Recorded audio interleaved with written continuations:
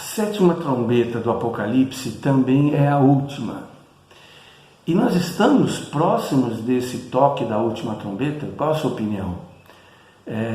E o que é essencial saber sobre esse assunto?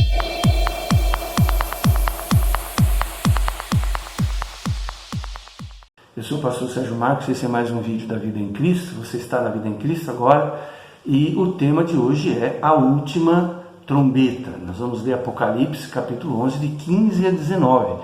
Vamos basear a nossa meditação nesse texto. Então, a sétima trombeta nos faz lembrar da queda de Jericó. Há uma possibilidade de a gente fazer uma busca lá no Antigo Testamento, né? Lá em Josué capítulo 6, de 16 a 17, nós vemos assim: na sétima vez, quando os sacerdotes deram o toque da trombeta, Josué ordenou ao povo: gritem, o Senhor lhes entregou a cidade. E essa grande vitória dos israelitas, né, marca o início do juízo de Deus sobre a cidade ímpia e o início da vitória do povo de Deus naquela ocasião. É exatamente isso que vai acontecer no toque da sétima trombeta, lá em Apocalipse capítulo 11, verso 15, que diz assim: o sétimo anjo tocou a trombeta e houve no céu grandes vozes, dizendo: o reino do mundo se tornou de nosso Senhor e do seu Cristo, e ele reinará pelos séculos dos séculos. E aí então a adoração é reiniciada em Apocalipse 11, versos 16 e 17. Os 24 anciãos que estavam assentados em seus tronos diante de Deus prostraram-se sobre os seus rostos e adoraram a Deus, dizendo: graças te damos, Senhor Deus Todo-Poderoso, que és, que era, porque assumiste o teu grande poder e começastes a reinar. Então a vitória final do Senhor vai coroar todo o sofrimento dos mártires, né, que lá no passado, no início do cristianismo, deram a sua vida pelo Evangelho. Por isso existe uma adoração no céu quando a sétima trombeta é tocada. Então, em seguida, a justa ira de Deus é finalmente chegada. Está lá em Apocalipse 11, verso 18, as nações se iraram e chegou a tua ira, diz a Bíblia. Chegou o tempo de julgares os mortos, de recompensarem os teus servos, os profetas, os teus santos e os que temem o teu nome, tanto pequenos como grandes, e de destruir os que destroem a terra.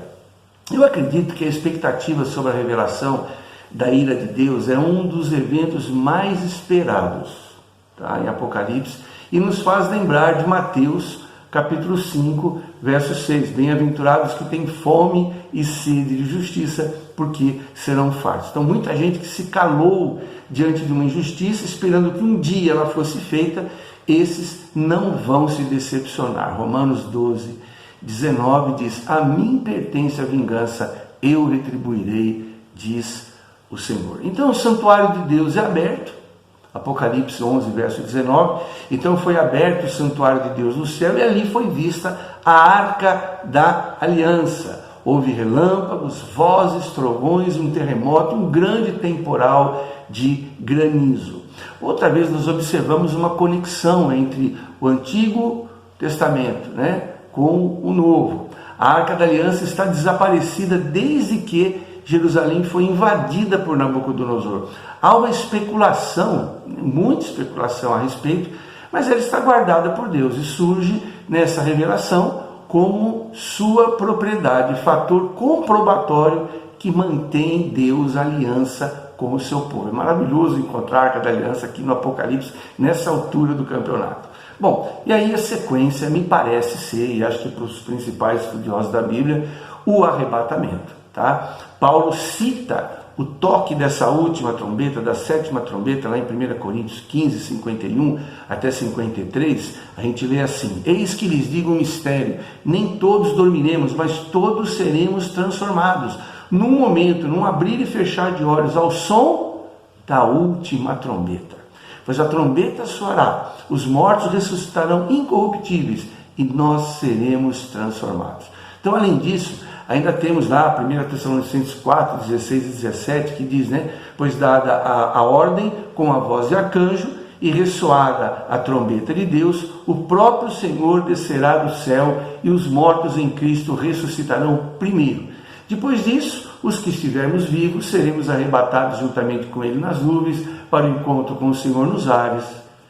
E aí já era, né? Assim estaremos para sempre com o Senhor. Pois bem, o que há de essencial nisso tudo que nós lemos aqui nesse capítulo 11 de Apocalipse sobre a última trombeta? Bom, em primeiro lugar, eu volto a frisar a conexão que há entre o Antigo e o Novo Testamento. Muitas pessoas separam a Bíblia, né? A Antiga Aliança, a Nova Aliança, como se fossem dois livros, né? Que tem lá suas afinidades, mas que são duas coisas totalmente distintas. E a gente não vê isso.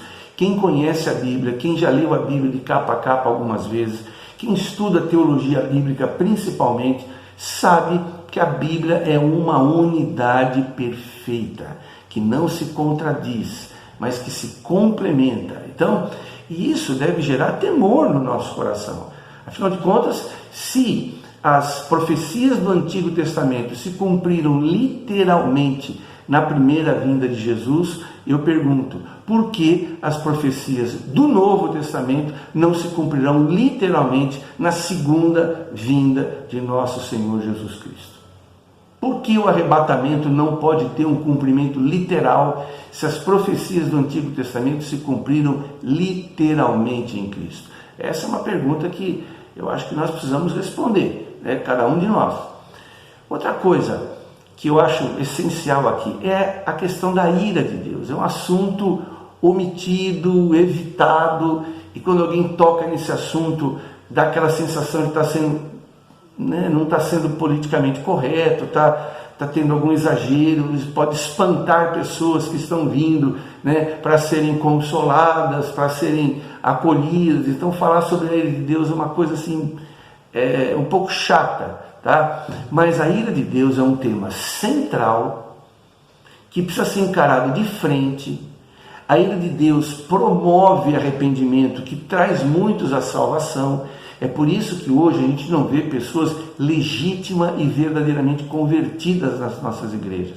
A pessoa vem, se acostuma com a igreja, se acostuma com o culto, se acostuma com a religião cristã, né? Até aprender alguma coisa sobre doutrina, coisas que ela concorda ou não, mas aí ela já está inserida no contexto, já tem suas amizades, seus vínculos, se batiza e continua um mundano, continua um filho do diabo, tanto quanto ele entrou a primeira vez na igreja. Nunca passou por um renascimento, nunca teve uma nova vida em Cristo Jesus. Por quê? Porque esse Jesus que foi pregado não é o Jesus verdadeiro. Esse Deus, esse Espírito de Deus que ele está aprendendo a conhecer de maneira equivocada. Isso é muito triste. Então é necessário, você que é pastor, você que é pregador, você que é líder na igreja, você que lidera uma célula, não omita as pessoas de um assunto tão importante como esse, a ira de Deus. O Apocalipse traz isso com muita clareza. Muita gente não gosta do Apocalipse exatamente por isso.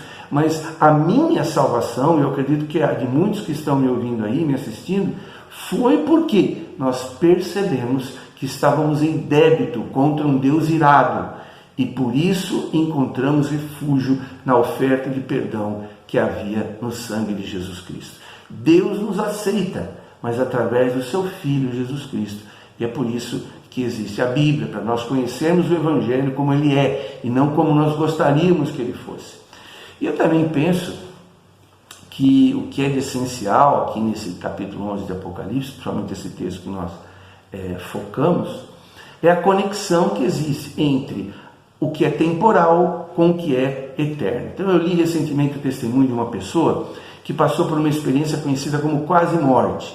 Então ela esteve entre o mundo de cá e o mundo de lá, né? Entre outras coisas, ela comenta que essa vida fora do corpo é como se fosse uma sequência lógica, é como se você estivesse andando dentro de uma casa, saísse de um cômodo e entrasse em outro. Ela conta que, apesar de ser um lugar incomparavelmente melhor, era como virar a página de um livro, como dar um passo a mais. Ela não se sentiu espantada, ela se sentiu maravilhada, mas não espantada. Então, eu li esse relato e isso me fez assim, ficar refletindo sobre a questão do arrebatamento. Nós temos visto alguns filmes, alguns vídeos, algumas novelas sobre o arrebatamento como sendo uma coisa muito fantástica, muito extraordinária, muito gloriosa. Porém, eu creio que o arrebatamento será alguma coisa simples, algo que vai acontecer de fato, em verdade, mas não será alguma coisa que nos espantará. Será como se nós estivéssemos realmente andando dentro de uma casa, deixando um cômodo, indo para o outro, porque afinal de contas nós somos espírito e habitamos num corpo. Apesar de nós darmos extremo valor a esse corpo, a essa vida material, a nossa verdadeira natureza ela é espiritual. E por ser espiritual, as coisas eternas vão acontecer de maneira linda, perfeita, gloriosa, mas não dessa forma tão espetaculosa como nós muitas vezes imaginamos. Sairemos dessa para outra vida. O arrebatamento está para acontecer. Eu sou da linha escatológica de que o arrebatamento é iminente, portanto aguarde, porque aquele que há de vir virá, não tardará. Eu encerro pedindo para que você que gostou desse vídeo, dessa breve meditação, são aí 10, 11 minutos que você ganhou, você não perdeu, mas você ganhou, deixe o seu like, compartilhe, um grande abraço, se Deus quiser, e até o próximo vídeo.